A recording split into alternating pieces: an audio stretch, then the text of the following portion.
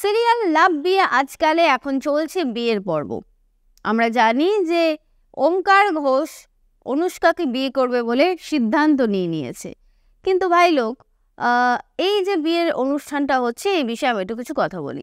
সেটা হচ্ছে ওম দায়িত্ব সহকারে শ্রাবণকে অপমান করছে, এটা ঠিক আছে, কিন্তু অন্য কেউ অপমান করছে সেটা ওম একেবারেই মেনে নিতে পারছে না। সেই যে ছেলেটা শ্রাবণের গায়ে জল ছুঁড়ে মারলো, সেই ছেলেটাকে একেবারে চড় থাপ্পড় মেরে একেবারে দৌড়ে চলে গেল শ্রাবণের কাছে, শ্রাবণকে জড়িয়ে ধরলো।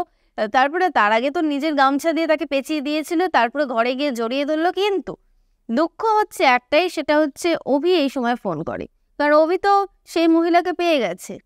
এবার তো পর্দা ফাঁস করার পালা, এবার শ্রাবণকেও যেতে হবে, সে মহিলার পেট থেকে কথা বার করতে হবে। কিন্তু আমাদের ওমকার ঘোষ ভাবেন যে আসলে অভি আর শ্রাবণ এরা বোধহয় পার্সোনালি মিট করছে, কিছু একটা প্ল্যান করছে।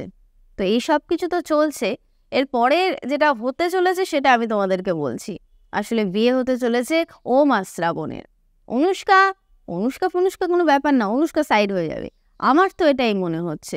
আজকে খুব ছোট ভিডিওর মাধ্যমে তোমাদেরকে জানাচ্ছি যে দেখো, শ্রাবণের সাথে ওমের একবার কন্ট্যাক্ট ম্যারেজ হয়েছে, তারপরে ঠাকুরের সামনে তাকে সিঁদুর পরিয়েছে, এখন আবার ওমের সাথে অনুষ্কার বিয়ের একটা ঘটনা চলছে। কিন্তু আদতে কি অনুষ্কার সাথে বিয়ে হবে? আমার কিন্তু মনে হচ্ছে না। এখানে বিয়েটা হবে শ্রাবণের সাথে, আর যে সমস্ত নিয়মগুলো অনুষ্কা পালন করছে সেই সব কিছু কিন্তু আগে পালন হয়ে যাচ্ছে শ্রাবণের সাথে। তাই জন্য হয়তো বিয়েটা অনুষ্কার সাথে না, বিয়েটা আসলে শ্রাবণের সাথেই হবে। কারণ একটা সময় আসবে যে সময়ে শ্রাবণ এসে সমস্ত কিছু পর্দা ফাঁস করে দেবে, যেমনটা আমি তোমাদেরকে বলেছিলাম। তখন দাদু এসে নাচতে নাচতে বলবে, তাহলে নাতিবাবু আর দেরি করে লাভ নেই, এই মণ্ডপে তুমি আরেকবার আমার নাত বউকে বিয়ে করে ফেলো, ব্যাস হয়ে যাবে। মানে যদি এরকম হয় তাহলে কেমন হবে?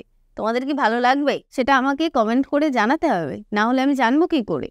আর দেখতে হবে সিরিয়াল লাভ বিয়ে আজকাল স্টার জলসা ও স্টার জলসা এইচডিতে। আমার ভিডিওটা ভালো লাগলে লাইক করো, কমেন্ট করো, শেয়ার করো। যারা সাবস্ক্রাইব করোনি তারা প্লিজ সাবস্ক্রাইব করে বেল বাটনটা ক্লিক করে ফেলো।